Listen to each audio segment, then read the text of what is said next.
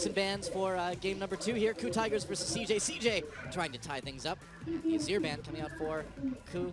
They're in love with the Coco, but not Coco's Azir too much. Well, I'm in love with the Coco's Azir, but that's why we're seeing it banned. Yasuo and Azir, again, our first two bans mirroring what we saw in the draft, and TF will be banned this time by Ku. No surprise there. Just all the mid lane focus with the bans. 4 mid lane bans now.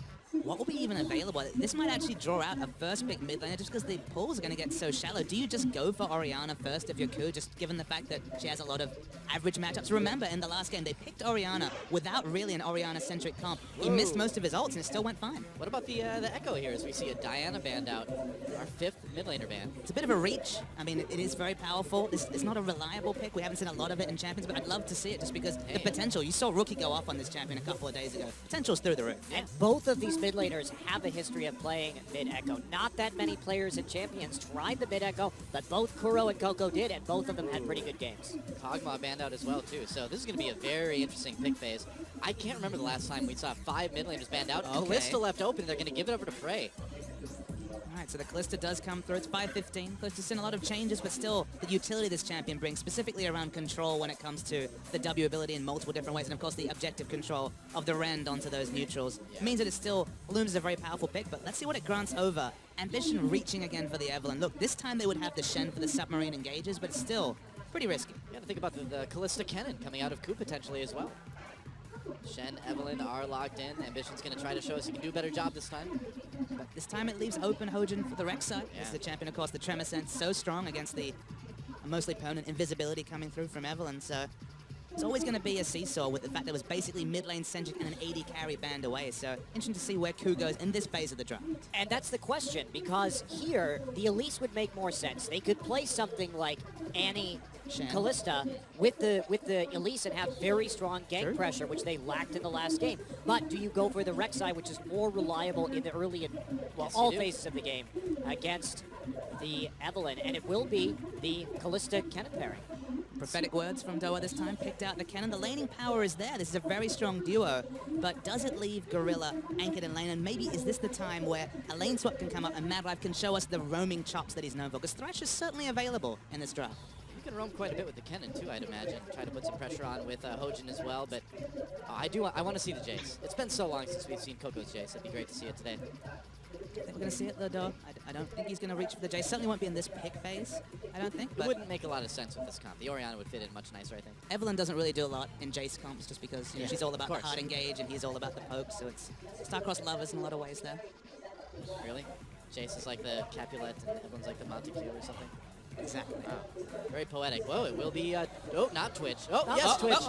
Oh, not Twitch. Wow, whatever. that was a lot of swaps for 0 seconds on the timer. I know. Wow, Leona locks in. All right. Well, certainly a way to deal with Kennen coming at you. Really hard engage here from CJ Entus. I wonder what they're going to pair this with, because they don't have the most peel. Is it just going to be a Sivir pick this time around, or something that wants to get in the mix? Sivir's not that great here. Need damage. How about Tristana?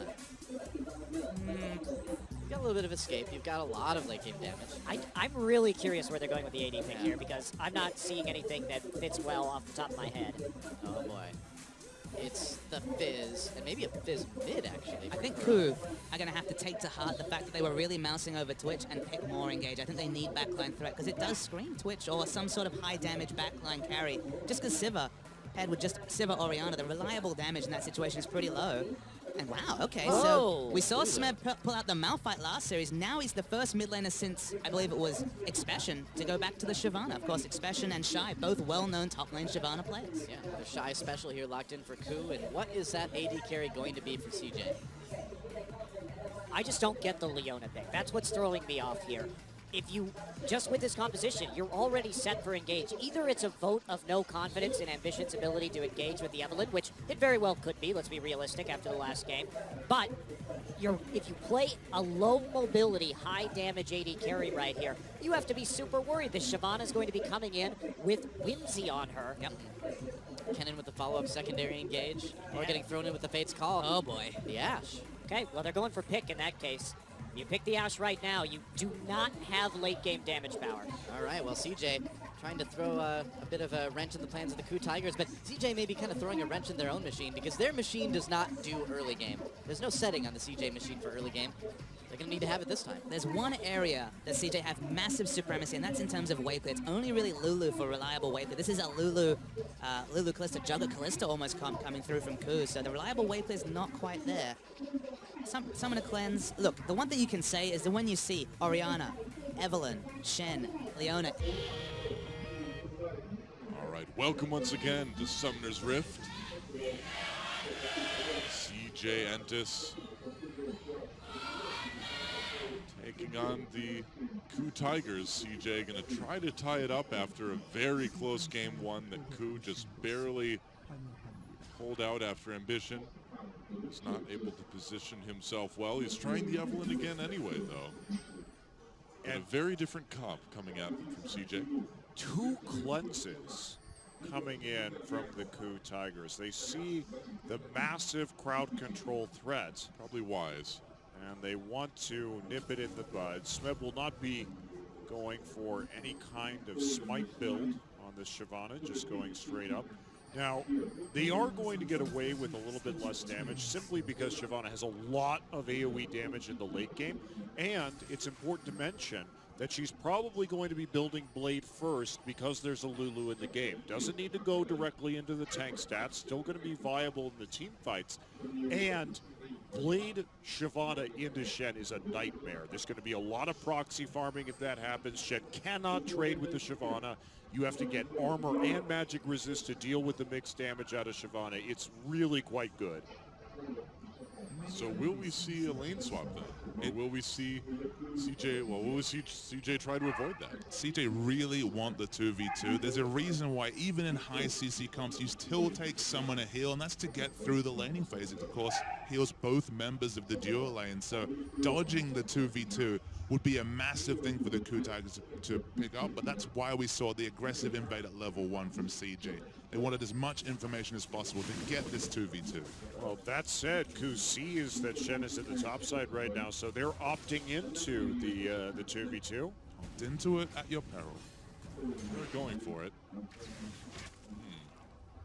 see what Prey and Gorilla can do. Obviously, they have plenty of poke that they can throw on to CJ as well.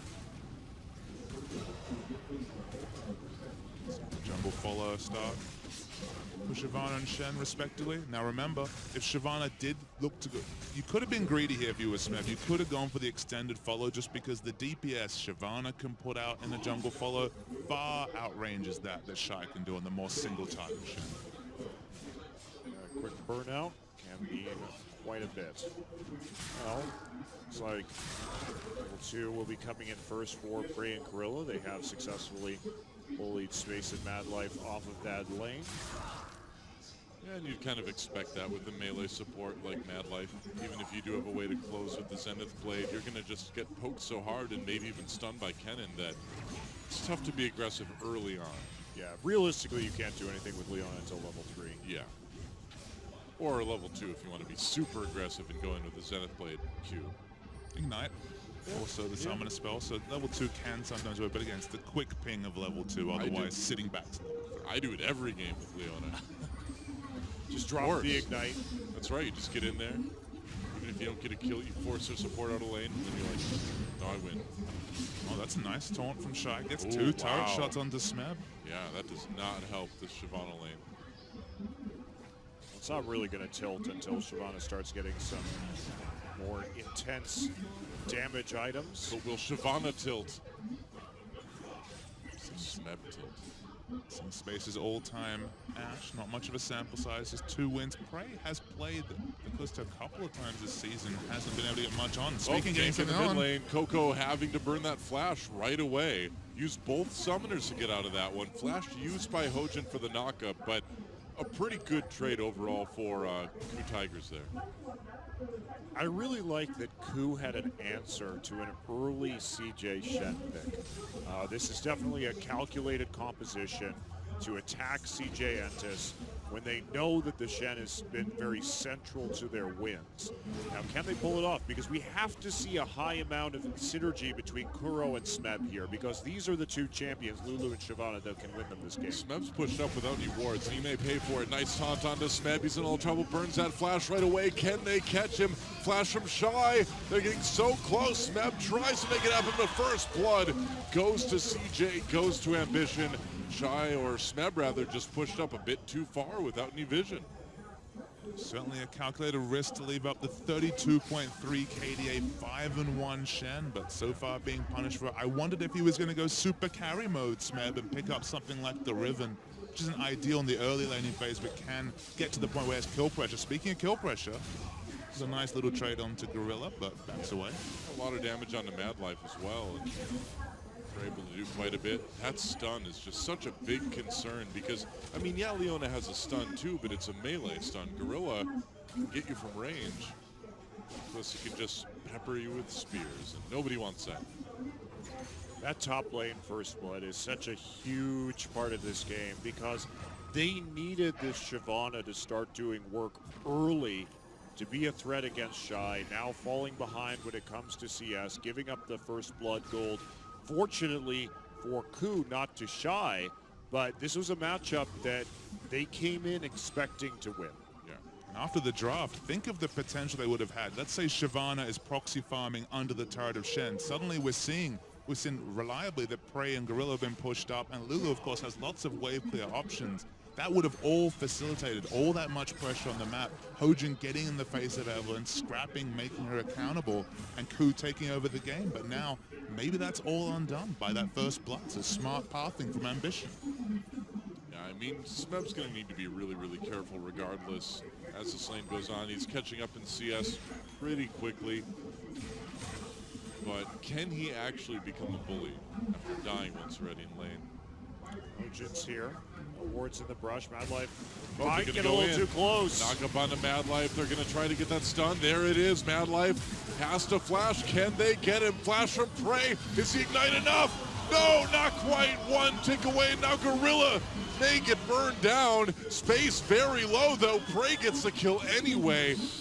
Whoa, Space. You stuck around a bit too long there, buddy. It's a really nice job by Hojin to take the turret and go get a couple of shots just to facilitate the kill onto Space critically. Now they can reset the wave exactly where they want it and pick up a kill despite having the cleanse versus heal, laning summoner mismatch. That is the second time in a row now that Ku Tigers have just simply outplayed CJ in a bottom lane engage early in the game.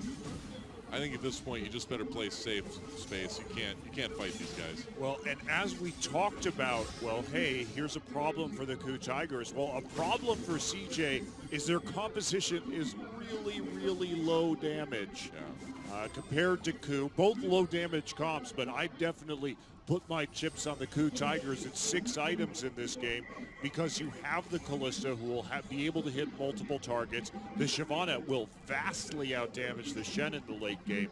And so, with the Ashe going down early, powering up the Kalista could be a problem. And here we They're go. gonna try into Coco. There's a Whimsy. Coco able to get the command protect on himself, had no summoners.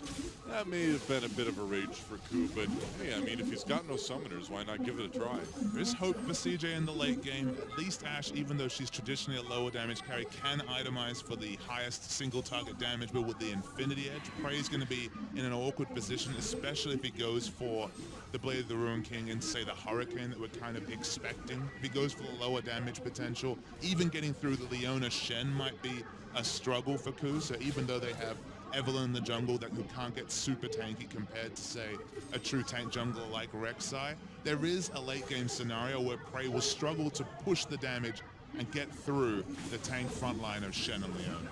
Yeah, but Shyvana could just go right over the top. True. Well, Smeb certainly well, keeping up more or less in the top lane. Still down by a considerable amount in CS, actually. It's kind of interesting to see.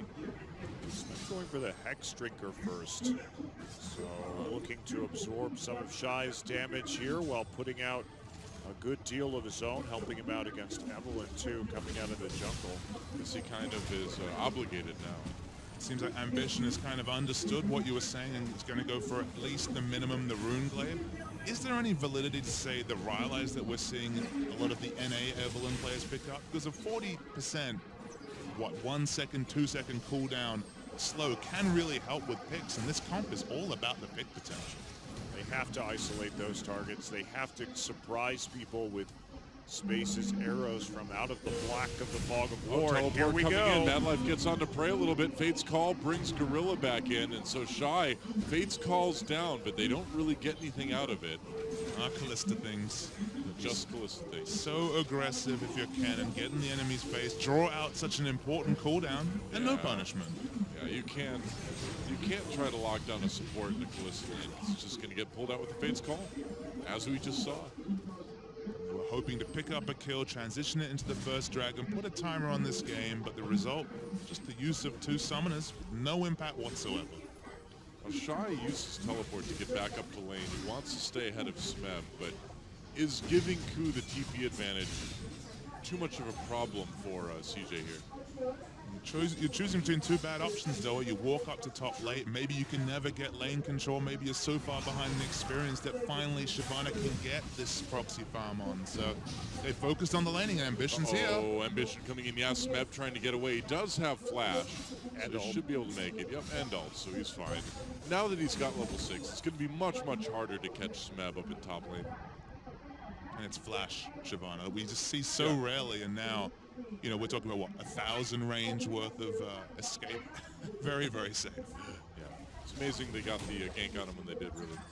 Okay, so he's switching gears now over to Vamp Scepter. So apparently Smeb has reevaluated his fortunes in this top lane. It feels like, hey, I can go for this now. I don't need necessarily to have that Hex Drinker first when I really just wanted to go Blade of the Ruined King this entire time. Feels safe enough. And Merc Treads obviously will be a very obvious build path out of the non-magic mantle, so no punishment there.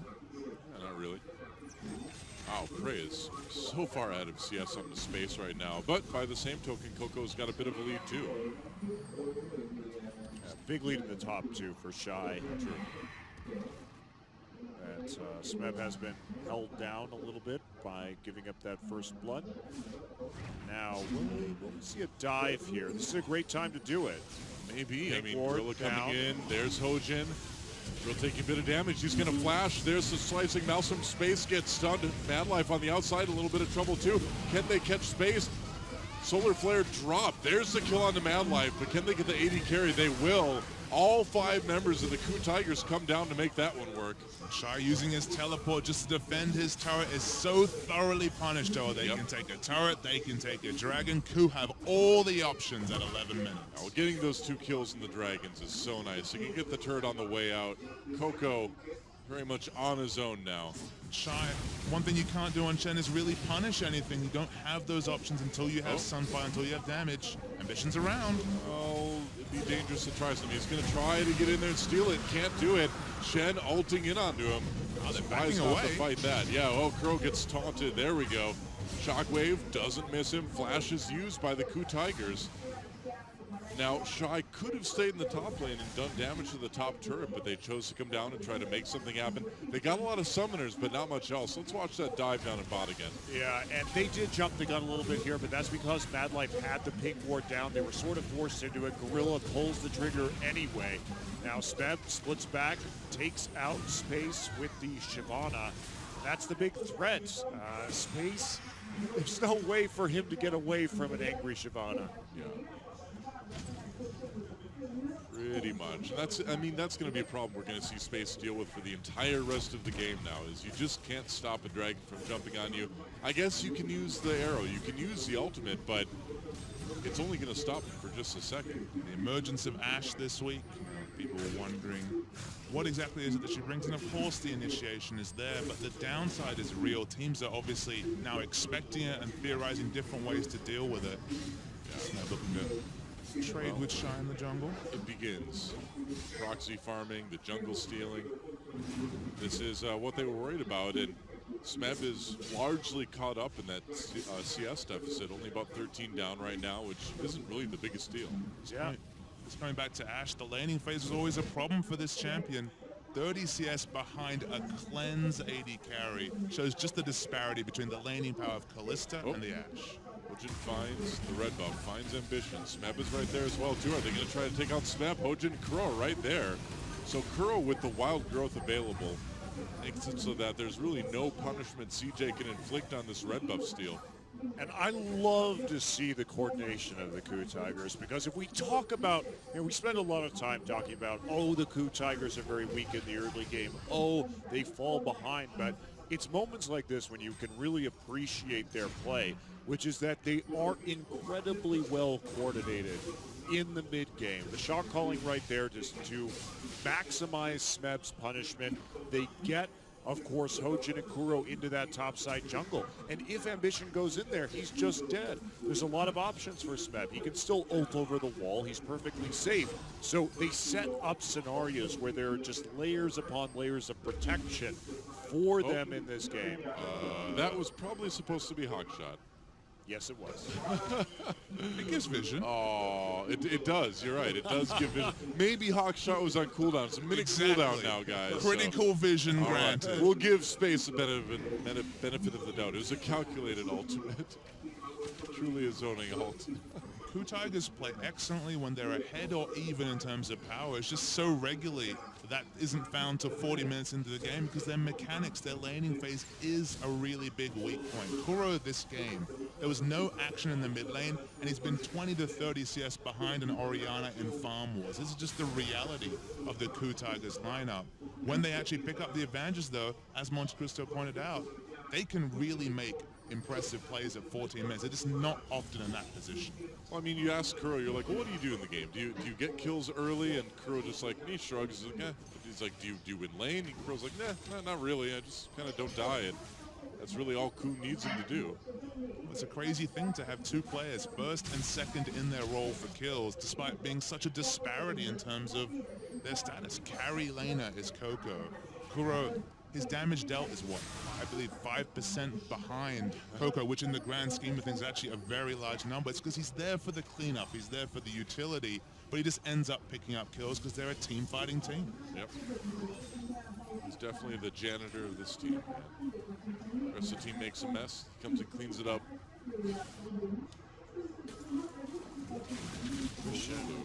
Mission looking for a gank here. I'm not sure that's really going to work. And there's Smeb. Oh, that was inevitable. This is starting to run off the rails here. Yep. Nice little lead for Coup early on, and Shyvana tied up in CS now. He's got the scimitar, or the cutlass rather, which is kind of a scimitar. Either way, he's got the advantage of the top lane. They at least take away the Krug, so it's nice right there. Legend coming in with the smite over the wall. It's like, leave that Scuttle Crab alone. Nobody listens to the Sentinels, though. It's another scenario where Ambition's on Evelynn, can't help out Coco. Coco's in a farm lane, doing very well, but if he doesn't have kill pressure, if he isn't significantly ahead of his opponent, I just don't see how CJ wins a game just because they're so kind of one-dimensional and how much they're focused around facilitating Coco to carry. Well, and even if they can, it's not like Ashe is going to be dealing anywhere near as much damage as when Space carries it. Typically that's on Kog'Maw, where they run a lot of Kog'Maw protection compositions with Azir, and Space can just sit there and last hit for free. You can understand why CJ have been playing a lot of Kog'Maw in vain, because just like a team like SK Telecom, Coco draws all the aggression from the enemy in a fight. It should open up space for Space to do his damage, but Ashe can get there. It's just so many items. It's arguably more than Kog'Maw to get online and be relevant as an Ashe. Well, if Coup keeps extending their lead like they are, I don't think CJ's going to get to that point. 30 seconds until the next dragon. 35 actually. Coup was able to take the first one. So a bit of ward wars, and Mad Life in Space felt this the last time Dragon was off, and they have to back away. Okay, he's going to zone him out of the turret. Whoa, Gorilla, what are you doing, buddy? There we go. Fate's Call pulls him out, but that was a bit dangerous. But they got the Chenault out for that, so I guess they did, yeah. That was actually very much worth it for the Coup Tigers. They had the protection to go in, and they didn't know Evelyn was there, but look at that. Again, teleport, and They're giving up the dragon. Yep. Oh, Ambition gets caught here by Kuro. Chilling Smite used, Agony's Embrace used.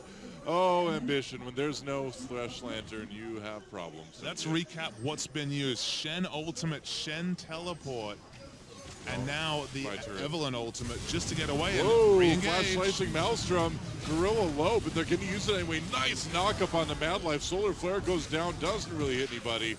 There's a nice pick. Hojin in a little bit of trouble there. Manages to get out. A little bit of action up in top lane. Not going well for Shy. He's forced away yet again, and Ku can still turn around onto this dragon if they'd like to. Space has his ultimate.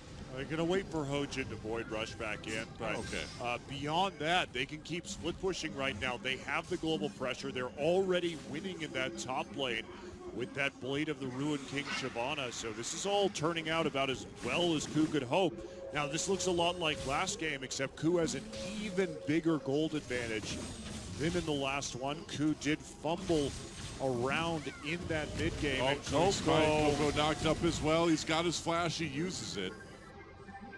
Able to get away, but man, Ku is just Man, the punishment from Ku is They are- ridiculous. taking away so many ults, taking away so many summoners. Smeb has to Dragon's Descent away from the red buff pit. Did he get it though? I didn't No, see if he got Ambition it. smited it. Oh, okay. Laning power is forced Mad Life to stay in the lane as Leona, and just a losing lane against so much lane bullying coming out from specifically the Cannon, but also Prey as well. Yeah. You really want to lane as, or you really want to roam as Leona, and if you can't do that, utility just goes way down. And Ku pushing the lanes. They're not really worried too much about this dragon. They've already got the first one, but they know they've got the opportunity right now to push other objectives. Now they finally get the dragon, but they got so much before that. Well, why not? Just see what Yeah. you can take during that downtime. There's not a whole lot to be said. They're going to try and take the blue buff. Meanwhile, CJ will respond across the map with an attempt of their own, and they're going to get it eventually, but no Coco here to facilitate that transfer. We'll see what Shen can do on the top side. Smeb going to be wanting to use that teleport, so they may have to trade a turret for this when all is said and done. Super awkward when you have Ashe, Leona, Evelyn, Shen, and you're still not really in a position to initiate the fights that you've clearly picked this comp for. Such is their disadvantage. 4,000 gold at only 20 minutes into the game. The pick power is just not working for CJ, and they're just watching Ku take over every little advantage they can around this minimap. Such a massive CS differential, and we have to really credit Prey. We came in criticizing his positioning, criticizing Rightly so. his laning, rightly so. But he has really stepped it up with Gorilla in this series. And I think that part of that has been that Ku has been on, over the last several weeks, a transition to more bully lanes. We've seen the Kennen, we've seen the Lucian. The fade back, the step back from the Corki, I think has really actually helped the Ku Tigers. And Gorilla's step back from roaming to sticking in lane with Prey has been a trump card. They are now a formidable 2v2 laning team, and they pick for it and execute on it impressively. Yeah. Gorilla trying to put more pressure into Shy up in this top lane, pushing that up. Ojin trying to protect the mid lane here. Ambition is there. Looks like they'll be able to do it. Wow, they're going in. They Nice didn't know it. knock-up. Triple knock-up with that Wild Growth, a double knock-up. There we go. Shockwave comes in, but here comes Smeb after that teleport. Going in and over the top. Gorilla with the slicing Maelstrom. Beautiful, beautiful team fight from the Ku Tigers. That was majestic, man. And Space didn't fire the Enchanted Crystal Arrow in there. I'm not sure if it would have helped, but I think you at least try. Meanwhile, Shy just couldn't even get his ult off in time to affect that team fight. But man, that was such a good engage from Ku. It was poetry in motion. The communication was there. Just the different flanks they were coming for. Of all things, Gorilla coming for a flank on support, but that's the reality of the support cannon with the movement speed. Didn't even have flash up, was in position. They get a free Baron, And the Ku Tigers, where was this team all season? Yeah, well, they've been a little bit up and down right there, but the coordination too. Smeb right there at the end of the Shockwave, flashes after Ambition to get the kill. Gorilla even wrapping it from behind on the dive. Yeah, like multiple levels of flanking going on in that engage. That And was that incredible. is- Oh, goodbye, Shy. Oh, hop, dead. That level Whoa, of meanwhile. flanking is incredibly difficult to do in League of Legends. Ray still might be caught here. It's both Ambition and Coco. Space also died at some point too, and Gorilla did as well. Weird stuff happened during that replay. Looks like Prey's gonna get away. So Space died. Gorilla died. The think item Smeb killed disparity, him. Monte Cristo. Look at the items for Ashe and compare them to Kalista. It's just disgusting the advantage we're seeing in terms of effective items. Not even the first item, not even the Infinity Edge, compared to the 2-item core for Kalista. That was where we were before the last team fight. Yeah. So we're in exactly the same place, except actually Space got a crit club. It's That's the ridiculous. only difference. But Space is auto-attacking a Shyvana that has Blade and Magic resist and doing no damage. That's a scary thought. It is. Top turret goes down in favor of CJ, so they at least get one, but they're still 4 turrets behind. 10,000 gold. 10,000 gold. 10,000 gold. That is one of the biggest leads we've had all season here. Yeah, for at this 21 point in the minutes. game, yeah, that's absolutely true. And Smeb, this is what I thought happened. Is yeah. Smeb is just, he's just styling on people at this point. The Shyvana doing a lot of work. Meanwhile, Gorilla going to okay. die in the top lane, but it comes at the price of Shy's own life. So if you're the Ku Tigers, you'll be happy to have that trade. No, the Shen on the map means a lot less danger for your teammates. Yeah, true enough. Frank Gorilla still pushing that top lane right now. Fight on different fronts. They have 2 Aegises already. One of them going to be a Locket. One of them going to be the Banner of Command to keep the split pushing theory. Oh, trying to catch Gorilla. Zenith Blade doesn't land though. Coco coming down. They can't quite get to him with any of those skill shots. Oh, the arrow hits him though. Fate's call. Hard CC doesn't work against supports that are near their Kalista. Who is being so aggressive without even the teleport available from Smeb? They can't even fight 5v5 and they don't care. No, just back off as soon as they can do it. They just need Smeb to do some work on this inhibitor. He's got the empowered minions from the Baron. Shy, very poor at clearing those out. Oh, they're going to try to make a play on the Space Hello. here. Whoa, Smeb over the wall. Uh-oh, Space in a lot of trouble here. Bye-bye. And Shen can't even get onto him. Goodbye, Ambition. Nice wild growth as well. Keeps Shyvana nice and healthy. Kuro got low here, but he's way in the back. Oh, never mind. Hello. Madlife and Coco come in to try something. Solar Flare lands, and Madlife will pay for it. Shockwave has no follow-up. Goodbye, Shy. Gets low as well. 2 Force out of that fight. Manages to make it back to Fountain. But it's still a big win for Ku. They're going to get an inhibitor out of this for sure.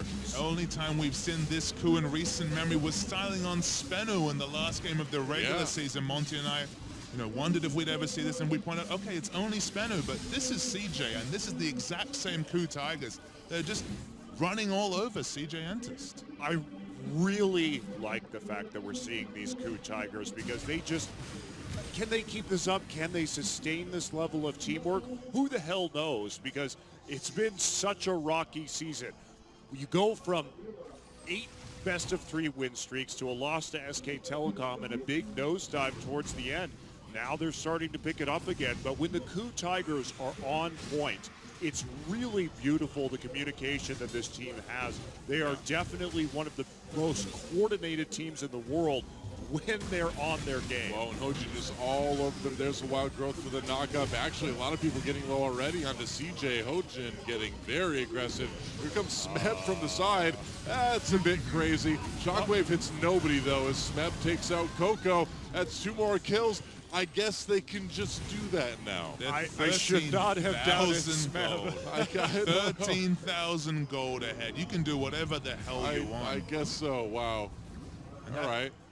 The big resurgence, though, those 8 best-of-3 wins weren't even against really top-tier teams. And now they're End of the against game. CJ Entis. This game's going to end right now. Oh, we'll see. I mean, CJ doesn't really look like there's anything they can do. I guess you're right. There goes Nexus turret number 2. They're going to try to make a play here. Smeb just backing away. Solar Flare hits Hojin squarely, but Bray dancing around. He's playing DDR on heavy, and he is getting a perfect score. There goes the Nexus, and KOO jumps out to a 2-0 lead.